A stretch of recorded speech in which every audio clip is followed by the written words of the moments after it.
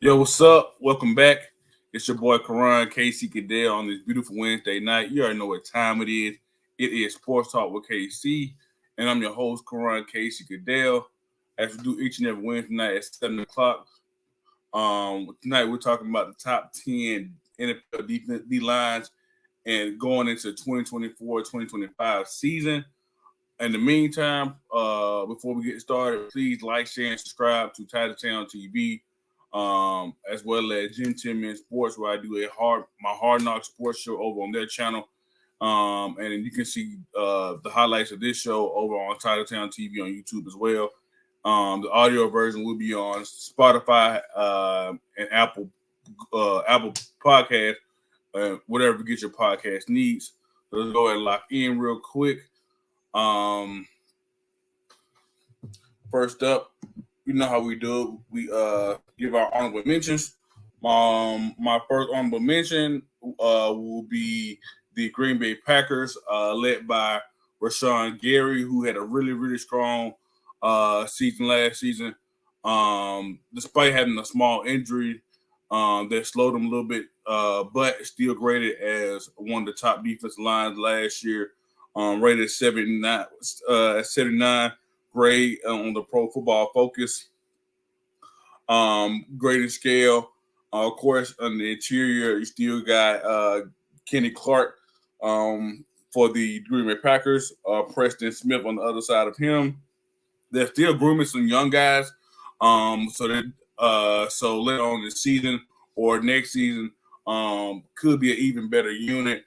Devontae Wyatt, Lucas Van Ness, who they picked in the first round in 2023, and Carl Brooks. So all three of these guys could be taking over for Kenny Clark and Preston Smith later in the future, and this team could be even more dynamic with some youth amongst that D line.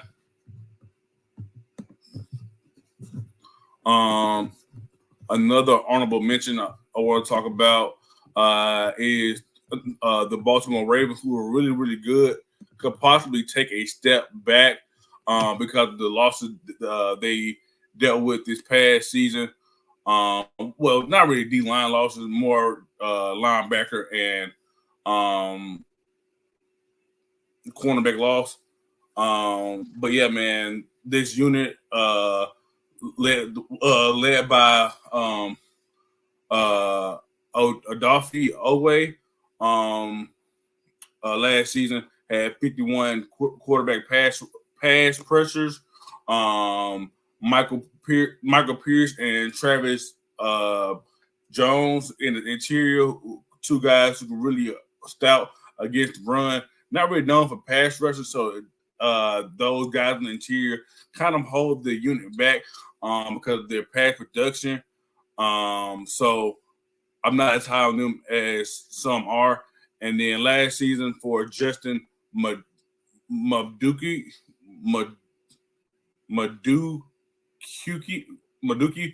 I completely butcher his last name. If you know how to say his last name, please put it in the comment section, or even tap the link on my previous post to join live and explain to me how to say his name. And then the last D line I want to talk about real quick. Of course, I had to throw in my Kansas City Chiefs, led by Chris Jones, the best D tackle now that Aaron Donald has now retired. George Karlaftis improved in his second year off the edge to give Chris Jones some pass rush help. And then Charles Amenhue, I think that's how you say his name, had a great season up until he tore ACL in the AFC Championship game in January. If he can come back fully healthy, this could be a unit to be feared across the league. I was really high on the Bengals. They did lose DJ Reader in the offseason, who was a huge piece in the middle. They could possibly be losing Trey Henderson. So those huge loss or potential loss could definitely hold this unit back. Trey Hendrickson has 79 quarterback pressures alone by himself. All right. Let's see.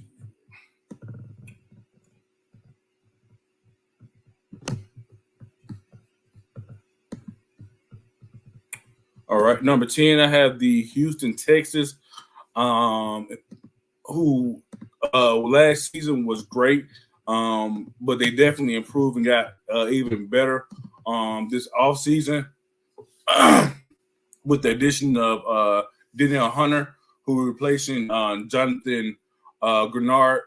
I think they basically just swapped places. He went to Vikings and he moved over to the Houston Texans. But Danielle Hunter has been one of the most consistent D linemen in all the NFL the last few seasons.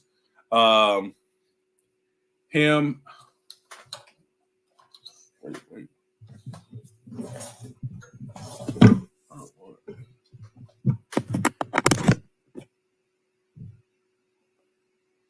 Didn't realize my mic wasn't on. All right. That sounds a lot better.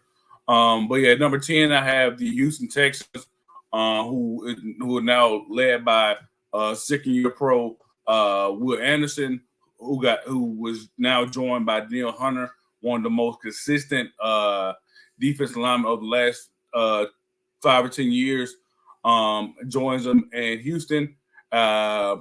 Him and Jonathan Grenard, a former edge rusher for the Houston Texans, basically swap places. Grenard going to the Minnesota Vikings, and of course Hunter coming over to Houston. Houston Texans, like I mentioned before, had a great D line last year. Hunter's only going to improve that even more.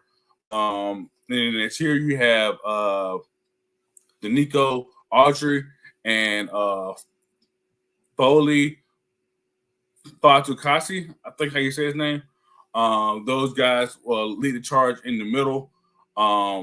Make sure Will and Danielle Hunter have a lot of room to rush the passer, as well as make important tackles being made by the linebackers of their core.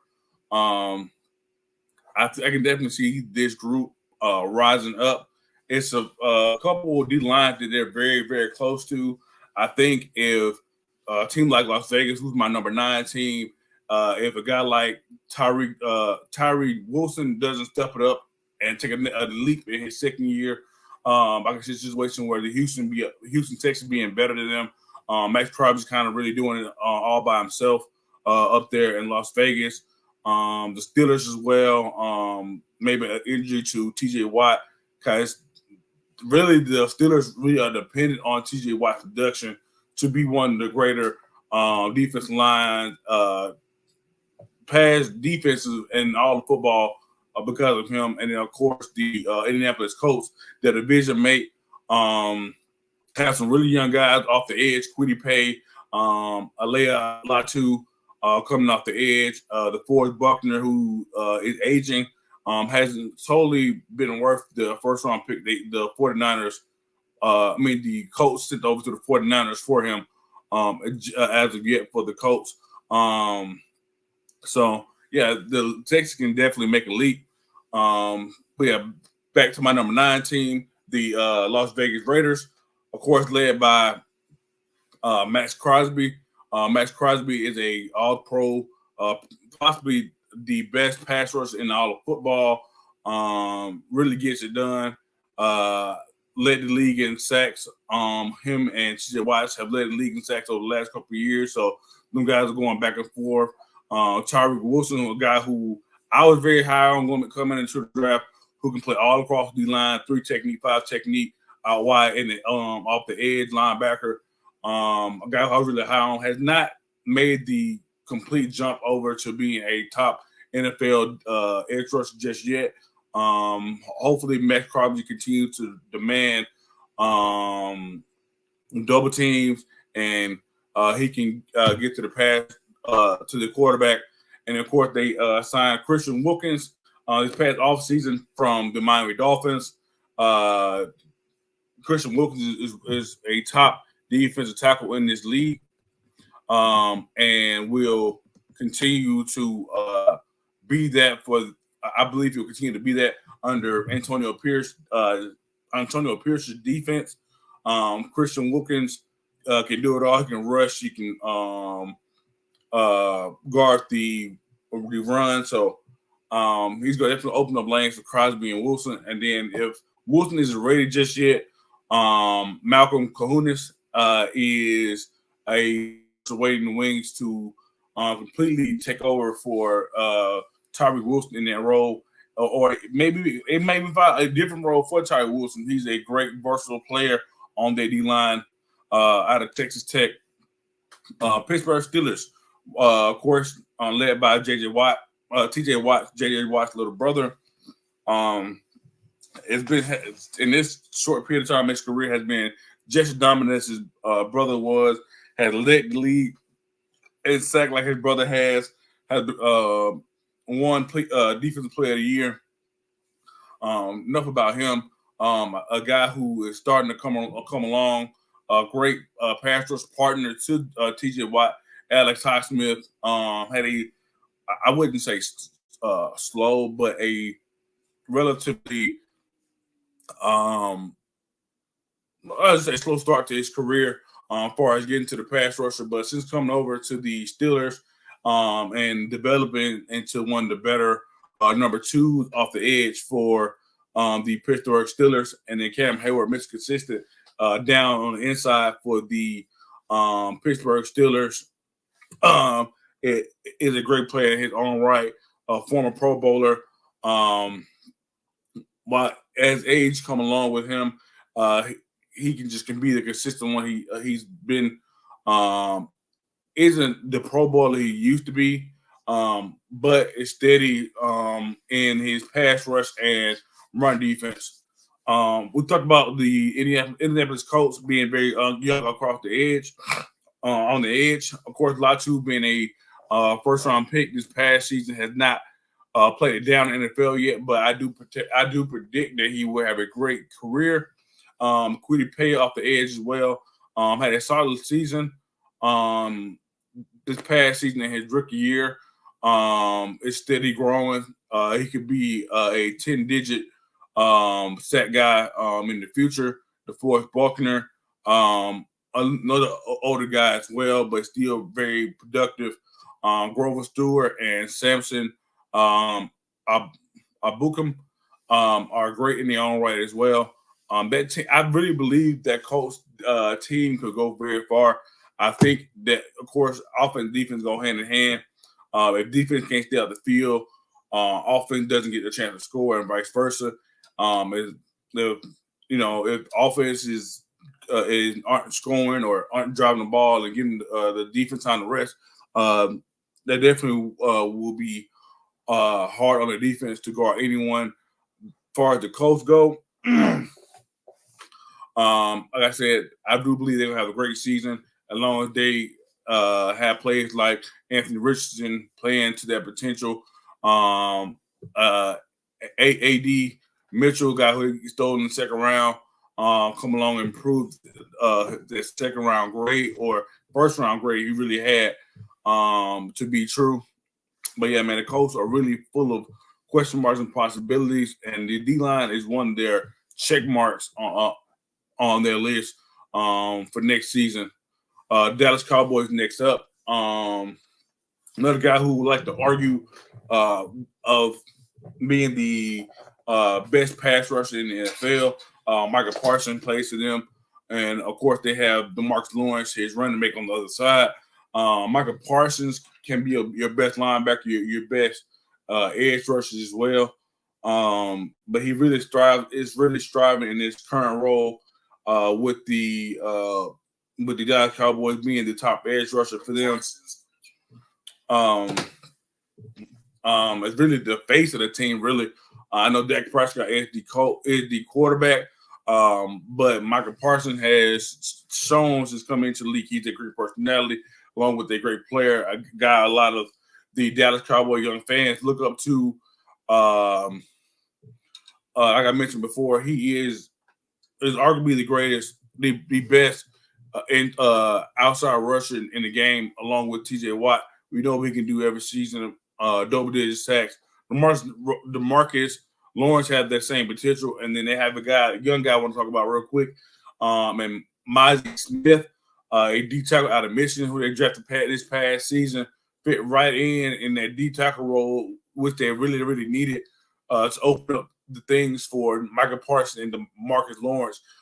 These tackles are often underrated because of their low stats. They don't have the sacks, the edge rushers guy. They sit around 6-7 sacks normally for defensive tackles, the top defensive tackles, while the edge rushers get double-digit sacks to 20 sacks a season, whatever like that. But Monty Smith is a great run defender, as well as a guy who can open up the gaps for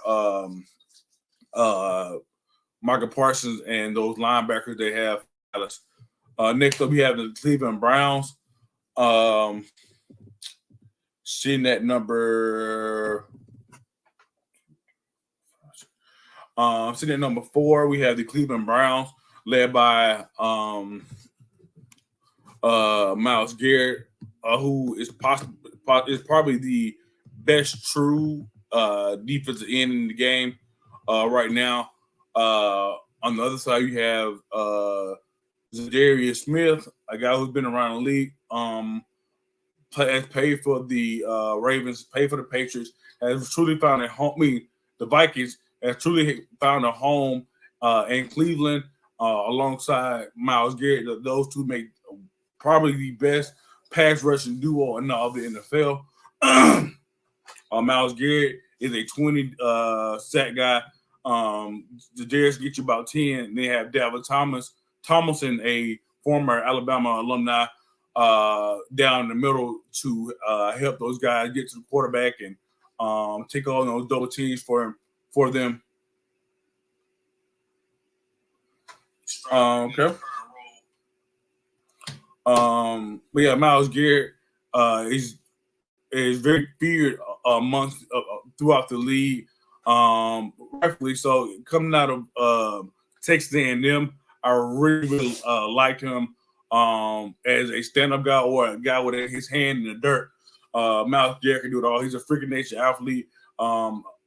You guys have seen he can actually play basketball as well. So having a monster athlete on that side of the ball gives Cleveland an advantage. They already do the simple things right when it comes to playing championship football. They run the ball, play great defense. A quarterback isn't the greatest quarterback in the world. Has definitely taken a step back since his days in Houston, but still is capable of doing some things with his arm and his leg. And they have the weapons to help him out in that regard. So I mentioned weeks ago or whatever like that, the Cleveland Browns can definitely make a run if Deshaun Watson plays up to par, which we know he can in this league. He had done before. The Detroit Lions at number they're number 4. Cleveland's number 5. At number 4, I have the Detroit Lions, led by Aiden Hutchinson, former second overall pick a couple of seasons ago, has already showed why he should have been the number 1 overall pick that year over Travon Walker.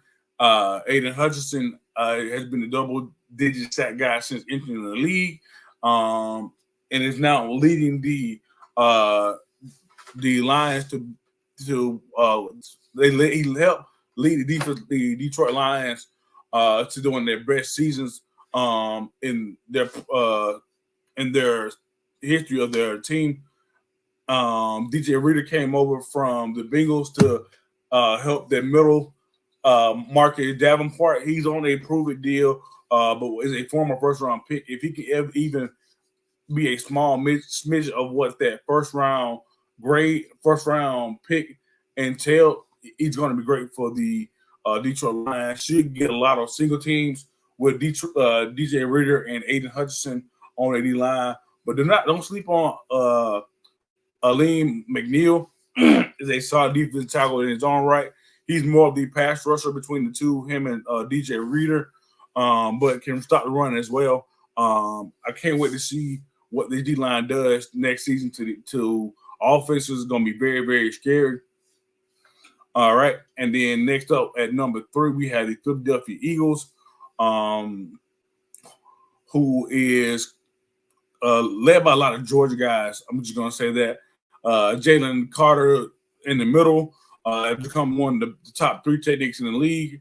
Nose tackle Jordan Davis and edge rusher Nolan Smith, who hasn't totally made that jump just yet, but we know what his potential is. And now that, Hassan Reddick's gone, Javon Hargraves is gone, they're turning to these young guys and looking at them like, hey, we've always had the next man up, mentality, and now it's time for you guys to step up. Fletcher Cox retired. Brandon Graham has retired. So these guys aren't, rotational pieces anymore. The season they went to the Super Bowl, these guys were more rotation guys. The year after that, which was just past season, got more reps in their role and has gotten used to the NFL. Now it's really time for them to shine. They're up this high simply based off potential. Jaden Carter can be a double-digit defensive tackle. Jordan Davis can be a really good run stuffer for the Eagles. Nolan Smith could be a great edge rusher. And then they went and got Bryce Huff from the New York Jets, who isn't an upgrade over Hassan Reddick just yet. But Bryce Huff is really, really nice and a young guy who could definitely improve to be one of the better D linemen in the NFL, edge rusher in the NFL next season. All right, we're down to the final 2. I know I'm going pretty fast. I'm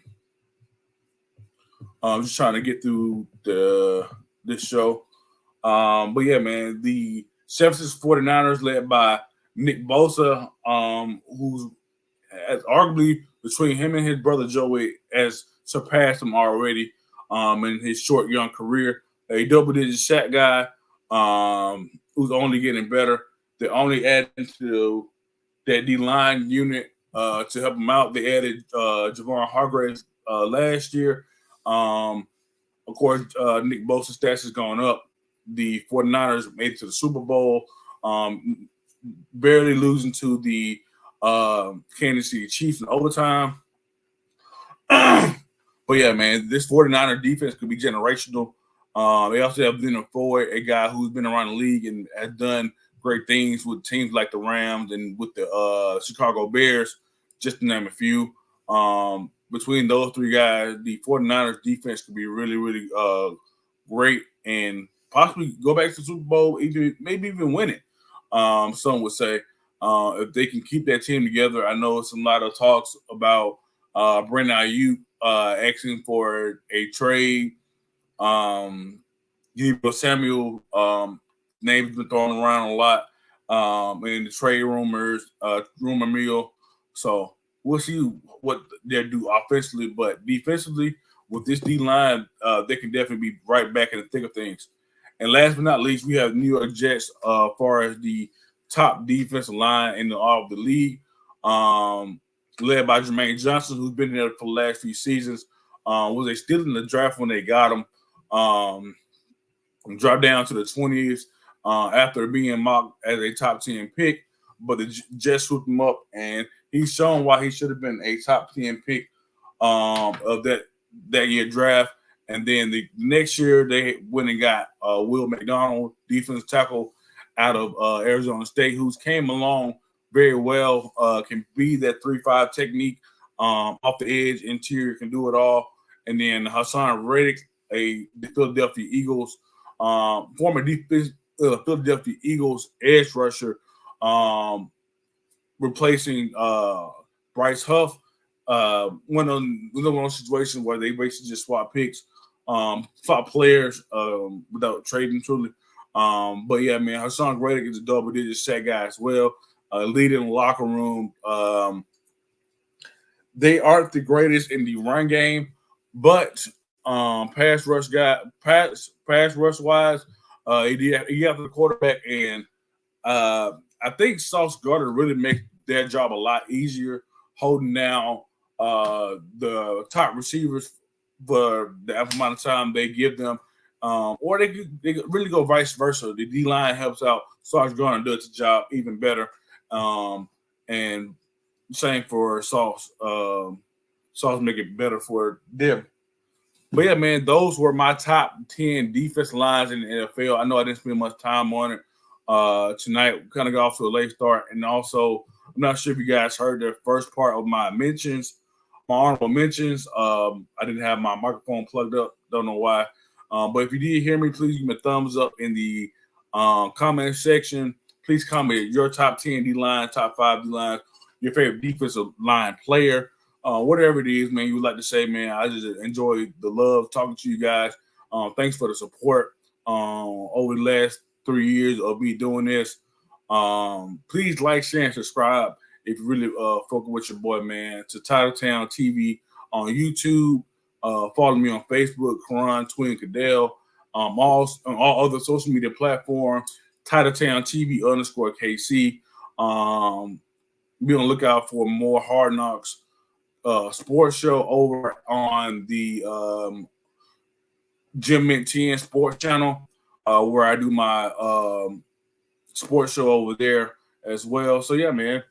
I'll see you guys next week. We'll be talking about top linebacker cores in the NFL, or just top 10 linebackers in general. So yeah, man. I'll see you guys next week. Peace out.